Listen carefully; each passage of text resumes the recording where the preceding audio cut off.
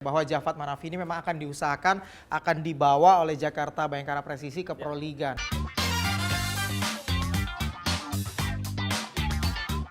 Balik lagi di podcast si Jago Volley dan masih bersama gue Rama Sugianto dan bersama dengan Reza Pradita. Halo Ja, apa kabar Ja? Sehat selalu dong. Ya, ini kemarin di EVC Club 2023 hasil membanggakan didapatkan oleh Bayangkara Presisi mewakili Indonesia.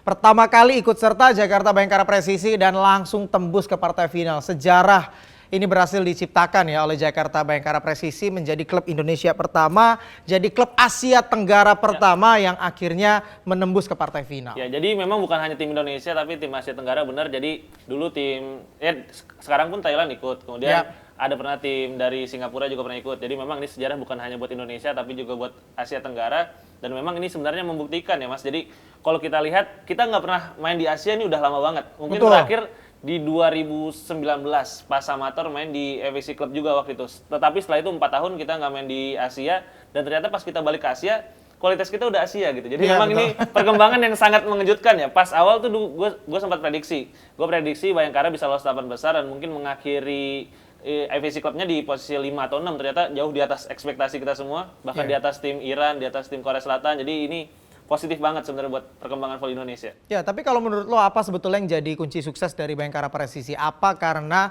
ada bantuan dari klub-klub lain kayak misalnya Narik Hendra, Narik Farhan Halim, plus juga ada pemain timnas Iran, Jafat Manafi, atau memang kualitas kita yang udah ada di level Asia? Ya ini sebenarnya perpaduan sih, karena ini disclaimer dulu. Jadi apa yang dilakukan oleh Bayangkara pun dilakukan oleh tim-tim lain. Misal kayak Sahdap Yas itu tim asal Iran, kan Said Maruf Lakrani itu dulu main di Fenerbahce di Liga Turki. Kemudian cuma dipinjam buat turnamen ini. Nah, ini kan sama sebenarnya dengan yang dilakukan oleh Bayangkara, merekrut Hendra dan juga Farhan Halim dan ditambah Jafat Manafi Nejat dari sebenarnya dia di Southgast tuh yang tim juga main di EVC tapi dipinjam sama Bayangkara. Nah, jadi memang ini sesuatu yang wajar karena kalau kita ingat juara tahun lalu pun tim asal Iran minjemnya Ervang Ngapet sama Nimir Abdelaziz. Nah, itu lebih ngeri lagi. Dibandingkan Dimitri Mulserski itu lebih ngeri lagi ya. Bener, itu pemain timnas Prancis, timnas Belanda. Jadi emang secara persiapan walaupun mepet, memang kan ini tim yang sudah lama main bersama, ya kan? Ini tim Polri yang bukan hanya main setahun 2 tahun, tapi kalau kita bahas Nizar, Yuda, terus kemudian juga pemain-pemain lain kayak Randy, ini kan udah lama main bareng dan pas di Samator pun udah sering main di EVC Club. Jadi sebenarnya nggak kaget buat mereka dan yang jadi tambahannya pun emang kualitasnya udah timnas. Jadi udah sering main bareng sama yang lain. Jadi ini yang buat akhirnya meskipun persiapannya mungkin mepet tapi akhirnya mereka bisa main bagus dan memang secara kualitas pun ini pemain-pemain terbaik yang dimiliki oleh Indonesia gitu. Terus ditambah dengan perekrutan pemain asing yang menurut gue jitu banget Mas. Daudi Okello, kualitas sudah nggak diraguin salah satu spiker terbaik di Afrika saat ini. Nah Jafat Manafi Nejat ini yang menarik. Dia membuktikan kualitasnya, bagaimana dia gabung pas sudah di Bahrain, nggak sempat ke Indonesia. Tetapi memang dengan kualitas yang dia miliki, ini pemain yang juga dipanggil buat VNL 2023 untuk timnas Iran, dan memang dia langsung menunjukkan kelasnya sih. Ya, ini Jafat menarik sih sebetulnya. Jadi di awal ketika di fase grup awal ya, ini banyak yang mengkritisi penampilan dari Jafat Manafi. Katanya kontribusi poinnya kurang. Padahal kalau kita lihat ya, Jafat ini bloknya bagus, defense-nya bagus. Dan malah setelah diklasifikasi 8 besar makin kelihatan loh kualitasnya. Dia nggak selalu pukul keras, tapi persentase poinnya tuh tinggi banget. Ya ini memang kayak kepingan puzzle yang dibutuhkan oleh Bayangkara ya. Kita bisa bilang kayak gitu karena memang secara receive nih agak mirip dengan Gerard Muagututia di Proliga. Benar, mirip-mirip benar. Servisnya pun agak mirip-mirip ya, selalu ditempatin, nggak pernah pukul keras. Tapi untuk attack menurut gue sih emang improve dibandingkan dengan Gerard. Karena kalau kita ingat di Proliga, Gerard di bola-bola open dia jarang buat dapat poin. Kalau misalnya udah dihadang triple block, double block biasanya emang tembus. Harus ada variasi ya. Gerard biasanya cuman mantulin bola ke blocker lawan terus reset attack. Nah kalau Jafat ini upgrade. Dia dorong bola poin terus. Itu makanya pas final tuh semakin kelihatan emang kelasnya ya. Bagaimana dia kemudian ngelihat blok dulu, screening dulu terus mantulin bola ke blocker lawan, dapat block touch, dapat touch out dan memang ini yang dibutuhkan oleh Bayangkara dan bisa aja Jafat ini juga dipertahankan buat Proliga tahun depan kalau ngeliat performanya kemarin sih. Ini sih gue dapat bocoran ya. Jadi walaupun ini sekali lagi belum secara resmi ya bahwa Jafat Manafi ini memang akan diusahakan akan dibawa oleh Jakarta Bayangkara Presisi ke Proliga. Nah ini waduh makin ngeri sih kualitas dari Jakarta Bayangkara Presisi kalau beneran bawa Jafat Manafi plus Daudi Okello kembali di Proliga di tahun depan. Dan menariknya juga kalau kita lihat sebetulnya bagaimana Jakarta Bayangkara Presisi ya di EVC Club ini membuktikan sekali lagi kualitas dari para pemain Indonesia Indonesia. Karena Bayangkara Presisi ini bisa dibilang miniaturnya timnas. 80% lah komposisinya itu rata-rata timnas. Kan di luar dari Friska, di luar dari Deden, di luar dari Arjuna. Selebihnya itu kan komposisinya pemain timnas ataupun mantan timnas. Seperti Randy Tamamilang ya. Tapi ini sekali lagi tolak ukur yang pas dan ternyata memang level kita itu udah siap banget.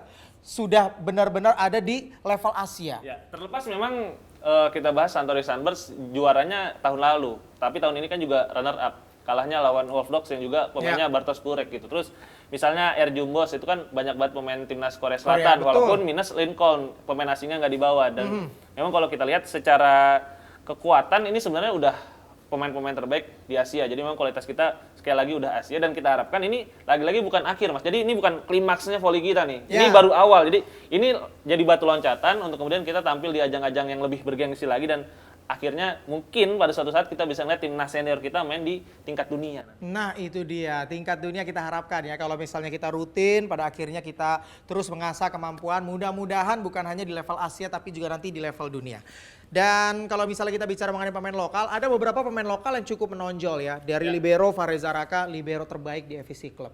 Lalu juga dari Hendra Kurniawan, ini middle blocker terbaik di FVC Club. Terus ada Farhan Halim yang juga banyak mencuri perhatian di media-media Asia. Media Korea, media Jepang, media di Timur Tengah, Asia Barat itu memberitakan Farhan Halim. Walaupun Farhan Halim penampilannya sejak di Final Four ataupun di semifinal, ini agak sedikit menurun ya. Kalau saya sih mikirnya karena exposure yang terlalu besar, sehingga tim pelatih dari lawan akhirnya punya perhatian khusus ke Farhan Halim. Ya kalau itu kelihatan banget sih Mas. Ya kan? Sejak 8 besar akhir terus semifinal memang Akhirnya lawannya mulai fokus liatin. ke Farhan Halim, Betul. tapi pada akhirnya memang itu membuka buat Jafat dan juga Daudi Daudi Okello. Okello, Jadi makanya memang kelihatan, Daudi kan? justru baru kelihatan pas semifinal. Jadi memang ya ini ada plus minus lah. Jadi memang inilah pentingnya kedalaman. Jadi kalau satu pemain udah ditutup, masih ada pemain lain yang bisa nutupin dan memang kualitas dari kedalaman skuad Bayangkara pun bagus banget. Kalau kita lihat Farhan Halim di semifinal dan final kan digantikan nama Randy Tamamilang yang kualitasnya juga bukan main-main. Betul. Kita lihat Randy jadi salah satu kunci yang mengubah arah permainan ketika di laga semifinal. Saat itu menghadapi Polis ya. Jadi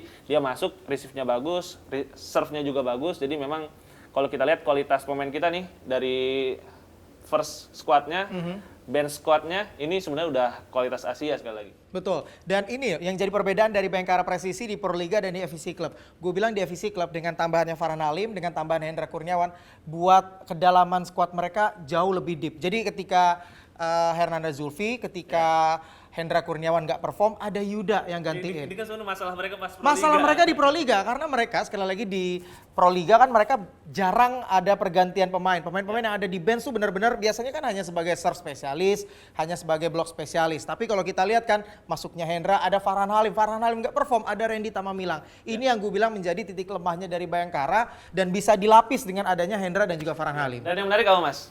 Farhan Halim, pemain dengan jumlah service S terbanyak di FVC. Betul. Terus Hendra Kurniawan, best middle blocker FVC. Ya. Best libero Fahreza Raka, semuanya masih muda. Ya, betul. Kan ini masih masa depannya cerah banget Indonesia. early 20 kan. Betul. Bahkan Hendra Kurniawan masih 19 tahun. Jadi memang ini yang jadi sebuah statement sekali lagi kalau voli kita sudah mengarah ke arah yang benar, mengarah ke arah untuk menjadi bersaing dengan raksasa-raksasa Asia. Tinggal bagaimana nih pemain-pemain muda ini kemudian coba diarahkan. Kalau gue sih harapannya Mas, ini nggak berhenti hanya di timnas, nggak berhenti hanya di Proliga. Mungkin nanti ada penyambung tanganan dari PBVSI mungkin untuk pemain-pemain paling berbakat mendapatkan trial di liga-liga terbaik. Ini kan juga dilakukan oleh Jepang, walaupun Jepang udah jadi raksasa Asia, tetapi beberapa pemain dapat bantuan dari asosiasi voli Jepang ataupun klubnya untuk kemudian bisa trial di tim-tim kayak Liga Italia. Jadi wawasannya lebih besar lagi dan kemudian referensi mereka untuk bermain lebih banyak lagi. Betul, dan kematangan bermain itu yang paling penting sebetulnya. Karena kalau kita lihat secara skill, kita lihat secara kemampuan, sebetulnya pemain kita udah nggak kalah ya kalau misalnya kita bandingkan dengan pemain-pemain yang ada di level Asia. Tinggal bagaimana akhirnya para pemain ini lebih matang dalam bermain. Dan yang menarik, kalau kita lihat juga prestasinya sekali lagi secara individu juga cukup baik. Tadi kan sempat disebutkan Fareza Raka ini libero terbaik di FVC Club. Lalu juga ada Hendra Kurniawan middle blocker terbaik. Farhan Halim kalau misalnya ada penghargaan sebagai the best server pun sepertinya ya akan meraih penghargaan tersebut walaupun enggak. Tapi sekali lagi ini membuktikan bahwa kualitas dari para pemain lokal kita ini memang benar-benar luar biasa. Tinggal nanti bagaimana kita mengikuti banyak ajang internasional. Walaupun memang banyak juga yang tanya kenapa FVC Club ini tidak ditayangkan di TV-TV yang ada di Indonesia. Tapi good news-nya adalah untuk FVC Challenge Cup ini seluruhnya akan ditayangkan oleh Moji. Iya, baik yang putri bulan depan Bulan di depan. Gresik. 18 Juni Kemudian sampai 25 18 ya? sampai 25 Juni, kemudian juga ada yang putra di Taiwan pada bulan Juli. Jadi memang ini Moji bakal full volley, si Wah, jago volley full. makin jago volley. Benar. Karena selain FVC Challenge Cup putra putri, ada juga nih VNL, Mas. Ya, ada VNL yang akan dimulai 30 Mei sampai dengan 23 Juli. Ini juga akan ditayangkan di Moji. Walaupun di VNL ini nggak ada pemain Indonesia, nggak ada juga negara Indonesia. Tapi kita harapkan ya dengan Indonesia berpartisipasi di Challenge Cup. Nanti begitu menang di Challenge Cup, akan berpartisipasi di Challengers Cup. Kalau menang lagi di Challengers Cup, maka kita akan punya kesempatan untuk bisa berpartisipasi di sini. Nah, ini satu hal yang membanggakan karena kita akan bergabung dengan tim-tim elit dunia di VNL. Gitu ya, jadi kita harapkan sekali lagi hasil terbaik. Jadi jangan lupa untuk terus saksikan bagaimana keseruan dari FVC Challenge Cup yang akan berlangsung di Moji dan juga VNL yang akan berlangsung dan disiarkan langsung oleh Moji.